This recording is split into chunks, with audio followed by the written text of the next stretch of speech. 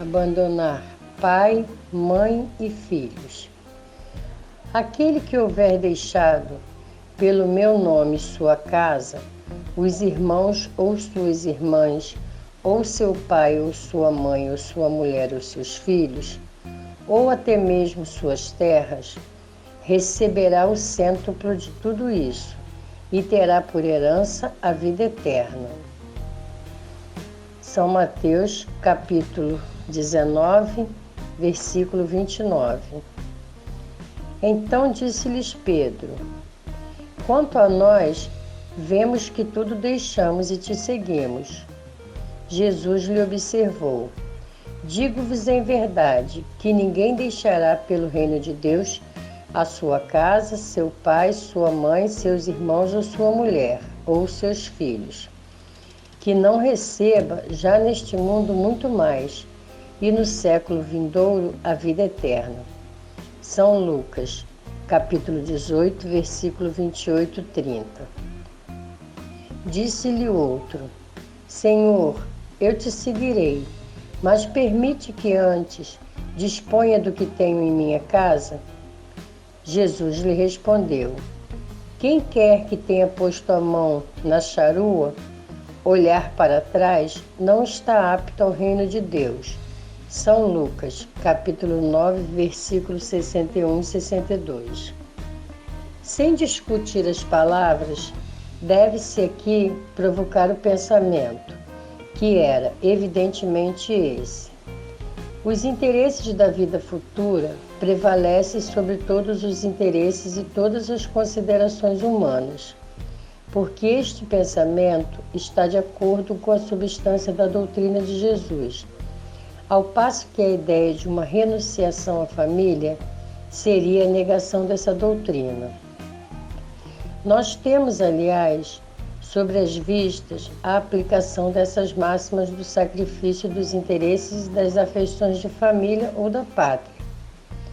Censura-se, porventura, aquele que deixa seu pai, sua mãe, seus irmãos e sua mulher e filhos para marchar em defesa do seu país?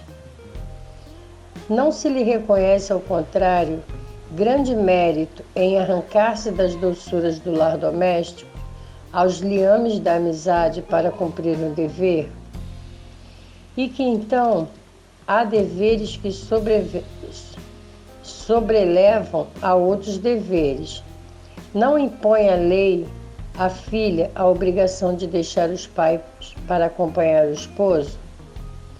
Formigam no mundo os casos em que são necessárias as mais penosas separações.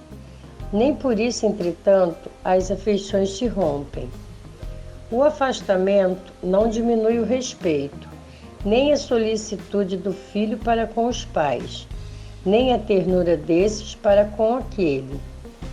Vê-se, portanto, que mesmo tomada ao pé da letra, excetuando o termo odiar, aquelas palavras não seriam uma negação do mandamento, que prescrevem ao homem honrar a seu pai e sua mãe, nem do afeto maternal. Com mais forte razão, não os seriam, se tomadas segundo o Espírito. Tinham elas por fim mostrar, mediante uma hipérbole, quão imperioso é para a criatura o dever de ocupar-se com a vida futura. Aliás, pouco chocantes haviam de ser para o povo, e numa época em que, como consequência dos costumes, os laços de família eram menos fortes do que no seio de uma civilização moral mais avançada. Esses laços mais fracos dos povos primitivos fortalecem-se com o desenvolvimento da sensibilidade e do senso moral. A própria separação é necessária ao progresso. Assim, as famílias, como as raças, abastavam-se, desde que não entrecruzem. Se não enxerguem uma nas outras, é essa a lei da natureza, tanto no interesse moral quanto no progresso físico. Allan Kardec.